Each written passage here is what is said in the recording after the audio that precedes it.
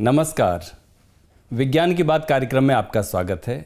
मैं हूं मानवर्धन कंठ और आज के हमारे मेहमान हैं CSIR institute of genomics and integrative biology के निदेशक डॉक्टर अनुराग अग्रवाल। डॉक्टर अनुराग अग्रवाल, आपका बहुत बहुत स्वागत है। शुक्रिया सर, आप एक ऐसे परिवार से आते हैं जहां पर वैज्ञानिक सोच और विज्ञान मन की प्रधानता रही है।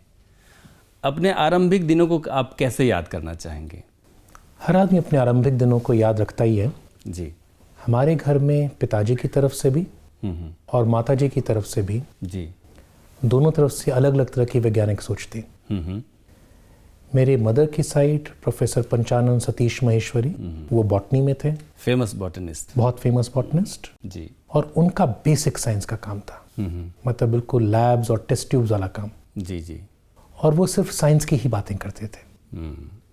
मेरे पिताजी मेडिकल डॉक्टर थे जी। जिन्होंने मेडिकल डॉक्टर बनने के बाद बहुत प्रसिद्ध प्रोफेसर पेंटल के साथ में MD की थी फिजियोलॉजी में, और वो लैब में अलग तरह की रिसर्च करते थे जी। वो चीज़ें बनाते थे, कभी वो एम्पलीफायर बना रहे होते थे, कभी रिकॉर्डिंग कर रहे होते थे जी।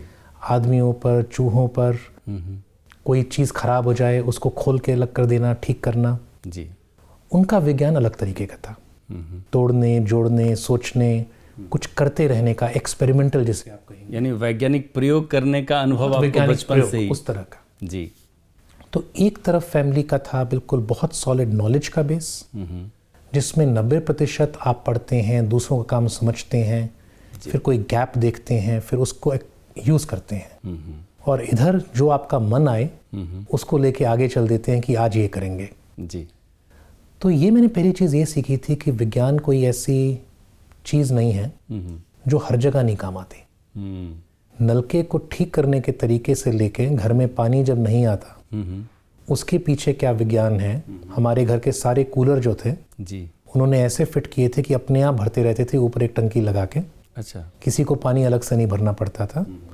उस तरह का सामान्य विज्ञान जो हर जीवन में काम आए, जी। और बिल्कुल टेस्ट ट्यूब वाला, लैब वाला विज्ञान जो कि आगे वाली जनरेशन के काम आए, दोनों को मैंने साथ साथ देखा अपने घर में, और दोनों को बराबर महत्व देखा। ये नहीं था कि ये सही विज्ञान है, ये नहीं है। बात वैज्ञानिक सोच की है। बात इसकी नहीं है कि आप केवल बड़ी लेबोरेटरी होगी तभी विज्ञान कर सकते हैं।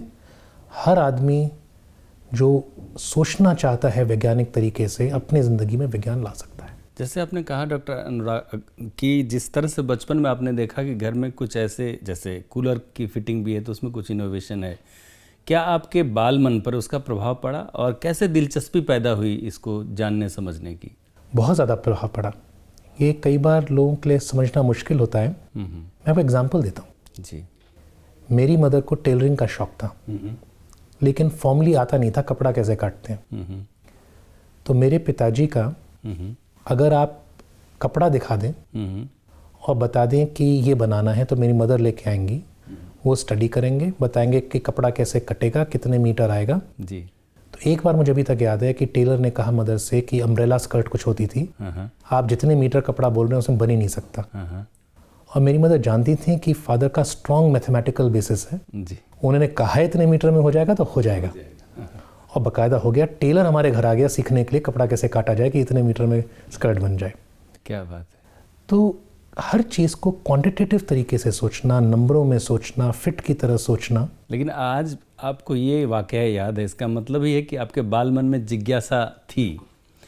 तो सर, आपने फिर उसके बाद एम्स जैसे प्रतिष्ठित संस्थान से मेडिकल की डिग्री, MBBS की डिग्री हासिल की। वो कैसा डिसीजन था, कैसे इस फील्ड में आने की चाहत बनी?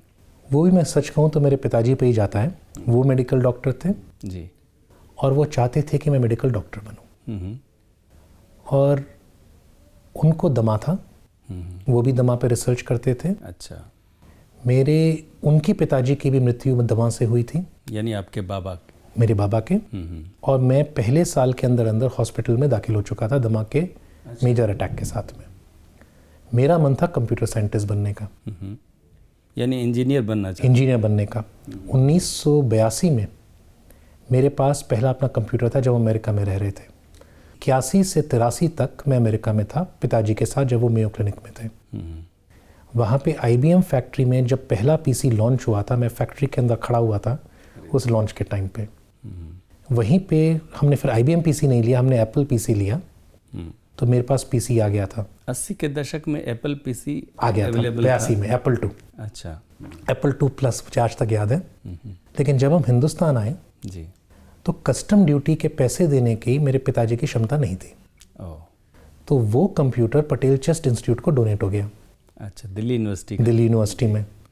तो मुझे अपने कंप्यूटर से मिलने के लिए पटेल चेस्ट जाना पड़ता था। ओह, तो कंप्यूटर के साथ साथ, सीखने के साथ साथ जी थोड़ा बहुत मेडिसिन, फिजियोलॉजी ये सब भी सीखे। जी।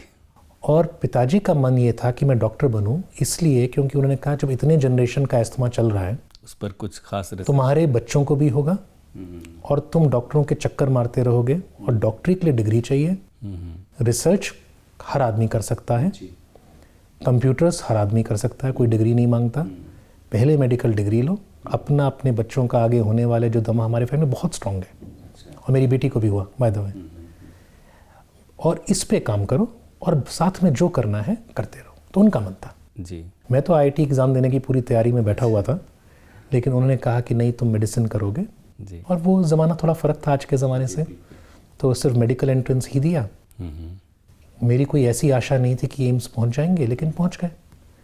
तो चांस की बात थी कि उस वक्त दिल्ली की जो टॉप रैंक थी वो मेरी थी, और मेरी जो उन वाली बीबी थी जी जी उनकी नंबर 2 थी। अच्छा तो हम वहीं पे पहली बार मिले। अच्छा। तो फिर एम्स पहुंच गए अच्छा। और वहाँ काम चलता रहा। आप अंजलि मैडम की बात सबसे बड़ी चीज़ जो मैंने थोड़ी देर पहले सोची थी ना, जो कि प्रभाव पे रह गई थी जी। कोई भी चीज़ किसी भी आदमी ने कितनी अच्छी ना की हो, अगर आप थोड़ी और सोच लगाएंगे तो वो और अच्छी तरह हो सकती है। ये बचपन से सिखाया गया था। तो कभी एम्स में जाने के बाद भी हमने ये मान के नहीं चला कि किताब में जो लिखा होगा वो 100% सही होगा। रूम फॉर इम्प्रूवमेंट, चीज़ों को और बेहतर करना जी, वैज्ञानिक सोच से, जी जी जी, ये हमने हमेशा मान के चला कि ये हो सकता है। इसी तरह से डिग्री को भी हायर करने का आपने ठाना। फिर उसके बाद कहाँ यात्रा गई आपके एजुकेशन की? MBBS करने के बाद मैंने अमेरिका गया जी। वहाँ पे जिसको हम यहाँ पे MD मेडिसिन बोलेंगे जी। वो किया।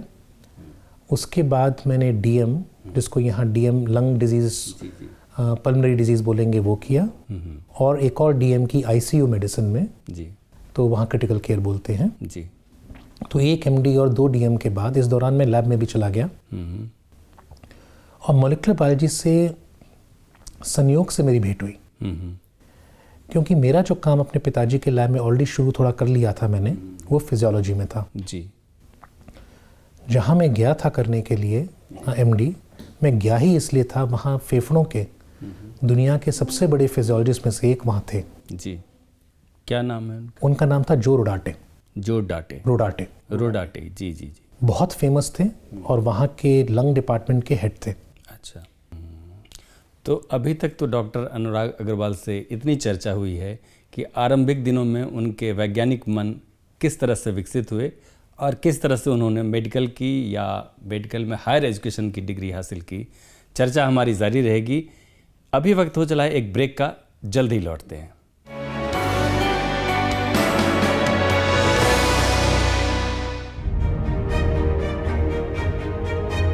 इंडिया साइंस एक इंटरनेट आधारित विज्ञान वेब चैनल है।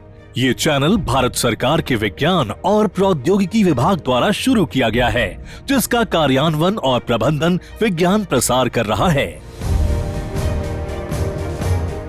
इंडिया साइंस www.indiascience.in URL पर उपलब्ध है। इस द्विभाषीय चैनल की विषय वस्तु हिंदी और अंग्रेजी में उपलब्ध है। इस चैनल को इंटरनेट की सुविधा वाले किसी भी उपकरण पर देखा जा सकता है। ये वीडियो प्लेटफॉर्म विज्ञान और प्रौद्योगिकी के ज्ञान के प्रसार हेतु समर्पित है। विशेषकर भारतीय दृष्टिकोण, लोकाचार और सांस्कृतिक संदर्भ में वैज्ञानिक जागरूकता फैलाने के लिए दृढ़ प्रतिबद्ध है। ये पहल विज्ञान और प्रौद्योगिकी विभाग द्वारा समर्थित है। इंडिया साइंस मोबाइल ऐप्स को गूगल प्ले स्टोर और एप्पल स्टोर से डाउनलोड किया जा सकता है।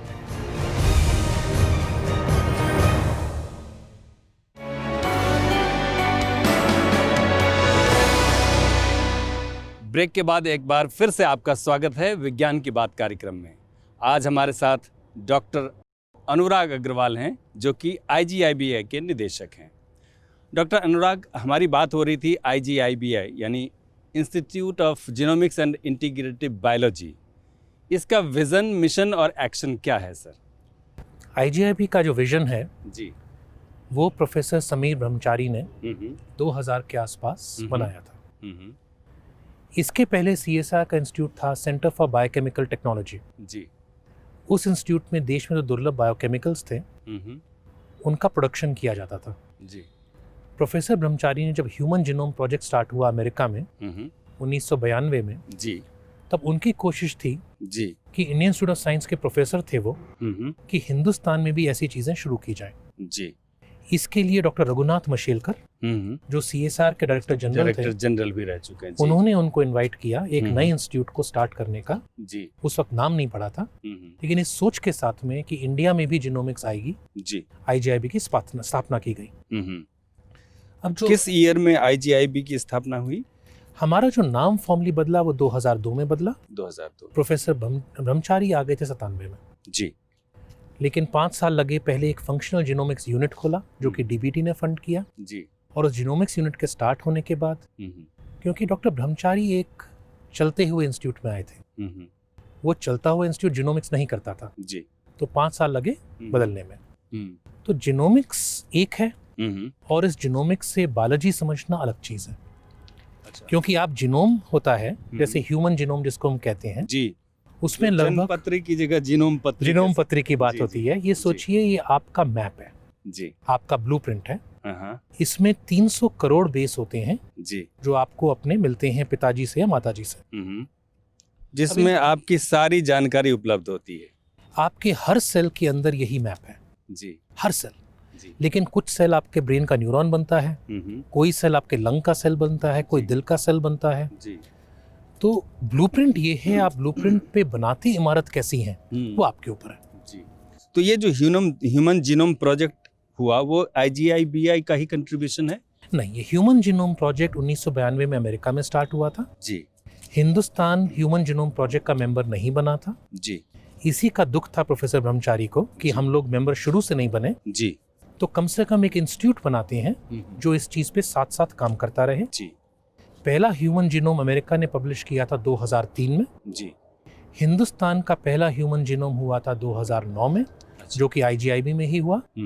और जो हमारा इंडिकेटिव बायोलॉजी पार्ट था, जी, वो था हम इस जीनोम की समझ से बायोलॉजी कैसे समझें। जीनोम को तो आप सीक्वेंस कर लेंगे। जी, हाल में जो हुआ था वो कौन सा था जिसमें 1008? वो जीनोम है। दो जीनोम। तो हमारे इंस्टीट्यूट के 2 नाम है, इंस्टीट्यूट ऑफ जीनोमिक्स। जी, तो जो हमने अभी 1000 जीनोम किए, जी, वो हमारे जीनोमिक्स नाम से है। जी, उन जीनोम से हम जो समझ हासिल करते हैं वो हमारे नाम का दूसरा पार्ट है, जी, इंटीग्रेटिव बायोलॉजी। इंटीग्रेटिव का मतलब सामूहिक तरीके से हर चीज़ को इकट्ठा कर देना। जी, उसमें आप जीनोम भी इकट्ठा करेंगे, उसमें आदमी का पूरा मेडिकल हिस्ट्री इकट्ठा करेंगे, जी, उसके ड्रग का रिस्पॉन्स इकट्ठा करेंगे, उसके टिश्यू काम कैसा करता है इकट्ठा करेंगे। जी, उस सब को मिला के जी, जी, जो आप बायोलॉजी समझ सकते हैं उसको इंटीग्रेटिव बायोलॉजी। सर, एक आम दर्शक हमारे जो अभी देख रहे हैं आपको, उनके लिए बताइए कि ये जीनोम प्रोजेक्ट जो जन्मपत्री की जगह जीनोम पत्री की बात करते हैं, उसका लाभ उनको क्या मिलेगा? देखिए, सबसे बड़ा लाभ जीनोम पत्री का ये है जी, कि अगर माता पिता दोनों में किसी जीन में जी, कोई डिफेक्ट है जी, और माता पिता शादी करते हैं और बच्चा होता है, दोनों में अगर आधा आधा डिफेक्ट है कि दोनों को कोई प्रॉब्लम नहीं थी, पता भी नहीं था कि ये डिफेक्ट है, बच्चे में पूरा डिफेक्ट आ सकता है, इसको रिसेसिव डिजीज बोलते हैं। जी, जी, और बच्चे को डिजीज होता है, मतलब अप्रभावी रहता है, लेकिन कभी जीवन में जाकर के वो आ सकता है वो। तो अगर पहले से ही माँ बाप को पता हो जी, कि उनके जीनोम में ये चीजें हैं, ठीक, तो लोग जन्म पत्री मिलाते हैं। जी, तो आप जीनोम की पत्री मिला सकते हैं कि इसको इससे शादी अगर करेंगे जी, तो ये प्रॉब्लम आ सकती है। जी, अब इसका ये मतलब नहीं है कि आप शादी ना कीजिए, जी, जी, मतलब ये हो सकता है कि आपको पता है कि आपके बच्चे को प्रॉब्लम आ सकती है, जी, तो पैदा होने से पहले टेस्टिंग करा लीजिए, जी, वो भी एक तरीका है। दूसरा है सतर्क रहिए, अगर उस चीज़ का इलाज हो सकता है तो सतर्क रहिए, पैदा होते ही टेस्टिंग करा लीजिए। डिपेंड करता है कि क्या डिफेक्ट है और कैसे है। जी, तो हम जो जीनोम पत्री की बात की थी मंत्री जी ने, जी, जी, जी, वो यही की थी मंत्री डॉक्टर हर्षवर्धन जी ने। बिल्कुल, हर्षवर्धन जी ने, वो भी मेडिकल डॉक्टर हैं, पूरी तरह समझते हैं इस बात को। जी जी। तो जैसे इजराइल है, वहाँ पे ज्यूज की कम्युनिटी है, हाँ, यहूदियों की जो कम्युनिटी है, जी, वहाँ एक डिजीज होता था टे-सैक्स, बच्चा मर जाता था जी। उन्होंने एक डॉर यशरम नाम का प्रोग्राम स्टार्ट किया। उसमें हर यहूदी को मालूम था उस कम्युनिटी के क्या उसमें वो जीन है या नहीं है। अच्छा।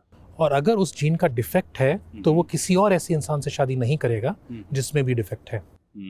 तो ऐसे प्रोग्राम काम कर सकते हैं। गुजरात में कोशिश भी की गई थी, लेकिन थोड़ा सा प्रॉब्लम होती है कि अगर आप किसी को कार्ड दे देंगे लाल हरा, लाल का मतलब डिफेक्ट है, तो लोग इसको कह सकते हैं कि हम इनसे नहीं शादी करेंगे, इस घर में शादी नहीं करेंगे। ये माननीय चीज़ें हैं जो हमें हिंदुस्तान में सोचनी पड़ती हैं। पहले इतने मुश्किलें होती हैं। तो हमने तरीका निकाला है, हमने कार्ड निकाला है, जीनोम कार्ड जी। उसमें कोई रंग नहीं होता, सिर्फ एक QR कोड होता है। हाँ। उस कोड को आप स्कैन करेंगे, तो इसमें भेदभाव की बात नहीं, OTP आएगा तब कुछ मालूम होगा जी। तो अच्छा सर, इसमें पर्सनलाइज्ड मेडिसिन यानी कस्टमाइज्ड जिसको कहें कि हर जीन के आधार पर उस तरह की चिकित्सा व्यवस्था, इसके बारे में थोड़ा बताएंगे? जरूर। देखिए, एक तरह से पर्सनलाइज्ड मेडिसिन की शुरुआत तो यही है जी कि पैदा होने से पहले ही पता लग जाए कि क्या होने वाला है। जी जी। दूसरा है कि आपको क्या दवाई खानी चाहिए जी। तो जैसे कुछ एस्प्रिन भी है, एक स्टेंटिंग के बाद दवाई लोग खाते हैं जिसका नाम है क्लोपिडोग्रेल। जिस आदमी के स्टेंट पड़ता है वो क्लोपिडोग्रेल पे डाला जाता है, लेकिन कम से कम 20% लोगों में ऐसा वेरिएशन होता है जीन्स में कि क्लोपिडोग्रेल काम नहीं करेगा। अच्छा। तो ये जानने में तो उनको वो दवा दी ही नहीं जानी चाहिए। कुछ एक दवा होती है वारफेरिन, खून को पतला करने के लिए। कुछ लोगों को अगर वो दवाई दी जाए तो उनको मेजर प्रॉब्लम हो सकती है, इसके लिए पर्सनलाइज्ड मेडिसिन। इसके भी आगे कैंसर। कैंसर में आपके ट्यूमर में म्यूटेशन होती है, कौन सी म्यूटेशन कौन सी दवा से रिस्पॉन्ड करेंगे वो जानना भी बहुत जरूरी होता है। तो ट्यूमर का जीनोम करके म्यूटेशन देख के बताना लोगों को ये दवाई आपको सूट करेगी नहीं करेगी। तो एक तरह से कहें तो ये तो चिकित्सा जगत में एक क्रांति की तरह आने वाली बात हो गई। 100%। पर्सनलाइज्ड मेडिसिन से चिकित्सा जगत में क्रांति आएगी ही आएगी। जी जी। बात सिर्फ इसकी है कितने वक्त में आएगी। कितने वक्त में आएगी, शुरुआत हो चुकी है। तकनीकें हैं, टेक्नोलॉजीज हैं, हिंदुस्तान कब सीखेगा, कितने इंस्टीट्यूट्स 100-150 करोड़ देश के लिए आपको ट्रेन करने पड़ेंगे। तो मेरे ख्याल से इस एरिया में तो हम बहुत वर्धन देखने वाले हैं, बहुत ज़्यादा। सर, आजकल ज़माना कोऑपरेटिव रिसर्च का है, जाहिर सी बात है IGIBA भी इसमें कोऑपरेटिव रिसर्च के तौर पे कुछ काम कर रही होगी, उसके बारे में बहुत ज़्यादा। मैं आपसे कहूँगा कोऑपरेशन सिर्फ रिसर्च नहीं जी, हर सिले पे है। अगर आप किसी मर्ज को स्टडी करना चाहते हैं तो पहले तो हॉस्पिटल का कोऑपरेशन होना चाहिए। हमारा all India medical institute Delhi के साथ बहुत कोऑपरेशन है, बट उसके सिवा मौलाना आज़ाद के साथ भी है, UCMS के साथ भी है, वेलोर के साथ भी है, KGMC के साथ भी है, SGPGI के साथ। ये रिसर्च के लेवल पर ही है। ये पहला चिकित्सा लेवल पे। और दूसरा लेवल आपको एनालाइज करना है। जी जी। 300 करोड़ का डेटा आएगा तो आपको IT इंस्टीट्यूट्स के साथ कोलैबोरेशन चाहिए, हमारा IIIT दिल्ली के साथ है जी। आपको लोगों की कोऑपरेशन चाहिए, हमारा NGOs के साथ में है जी जी। आपको लोग चाहिए ट्रेन करने के लिए, हमारा यूनिवर्सिटीज़ के साथ में कोऑपरेशन है।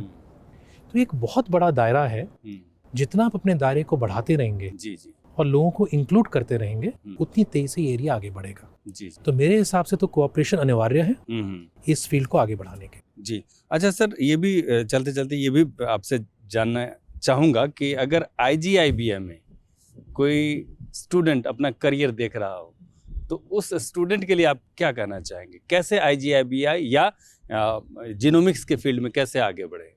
तो इसके 3 डायरेक्शन है जी। एक डायरेक्शन है जीनोमिक की डायरेक्शन, जिसमें आप जीनोम्स को सीक्वेंस करते हैं। इसमें ज़्यादातर लोग जो आते हैं वो MSc के बाद आते हैं जी जी। और इसमें हमें बहुत ज़रूरत है आजकल कंप्यूटर साइंस वाले लोगों की जी। तो बायोलॉजी और कंप्यूटर साइंस, मतलब बायोलॉजी और टेक्नोलॉजी दोनों तरीकों से आप इस तरह हो सकते हैं जी जी। दूसरा डायरेक्शन है कि इस जीनोम से आप जो बायोलॉजी सीखते हैं, ये वाला कंप्यूटेशन लोगों के लिए थोड़ा मुश्किल होता है, लेकिन इसमें भी कंप्यूटेशनल बायोलॉजी नाम का फील्ड है। अच्छा। कई लोग बीटेक करते हैं आजकल बायोटेक्नोलॉजी में, कंप्यूटेशनल बायोलॉजी में मास्टर्स करते हैं, ऐसे लोगों की बहुत ज़रूरत है। और आखिरी तरीका है कि जब इसको हमें प्रभाव में लाना पड़ेगा चिकित्सा में, डॉक्टरों की ज़रूरत। डॉक्टरों की जरूरत। IGIB मेरे ख्याल से सबसे ज़्यादा MBBS डॉक्टरों को PhD में ट्रेन करने में सबसे आगे हम हैं। कितने PhD स्टूडेंट्स आपके पास होते होंगे?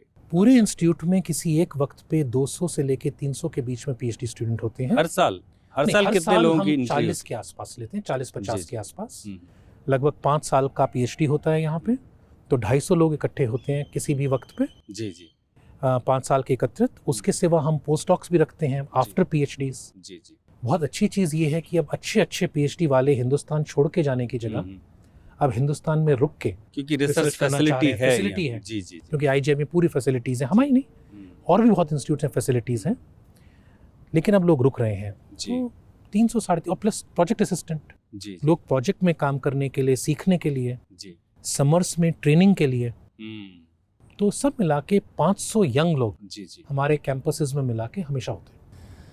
डॉक्टर अग्रवाल ने एक बड़ी खूबसूरत बात कही कि अगर आप जीनोमिक्स या इंटीग्रेटिव बायोलॉजी के फील्ड में अपना करियर तलाशना चाहते हैं तो एक मुकाम आपका CSIR का IGIB लैब हो सकता है। लेते हैं एक छोटा सा ब्रेक के बाद वापस होंगे तो विज्ञान की बात में और भी कुछ चर्चा होगी डॉक्टर अनुराग अग्रवाल के साथ। बने रहिएगा हमारे साथ।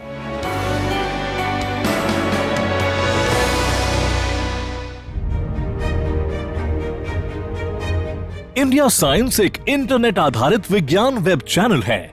ये चैनल भारत सरकार के विज्ञान और प्रौद्योगिकी विभाग द्वारा शुरू किया गया है, जिसका कार्यान्वयन और प्रबंधन विज्ञान प्रसार कर रहा है। इंडिया साइंस www.indiascience.in URL पर उपलब्ध है। इस द्विभाषीय चैनल की विषय वस्तु हिंदी और अंग्रेजी में उपलब्ध है। इस चैनल को इंटरनेट की सुविधा वाले किसी भी उपकरण पर देखा जा सकता है। ये वीडियो प्लेटफॉर्म विज्ञान और प्रौद्योगिकी के ज्ञान के प्रसार हेतु समर्पित है। विशेषकर भारतीय दृष्टिकोण, लोकाचार और सांस्कृतिक संदर्भ में वैज्ञानिक जागरूकता फैलाने के लिए दृढ़ प्रतिबद्ध है। ये पहल विज्ञान और प्रौद्योगिकी विभाग द्वारा समर्थित है। इंडिया साइंस मोबाइल ऐप्स को गूगल प्ले स्टोर और एप्पल स्टोर से डाउनलोड किया जा सकता है।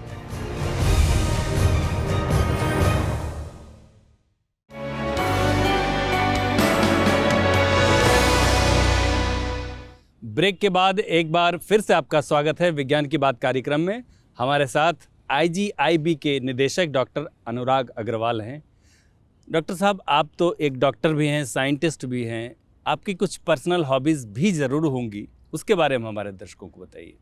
बचपन से आज तक जी जो मेन हॉबी रही है जी। वो पढ़ना ही रही है।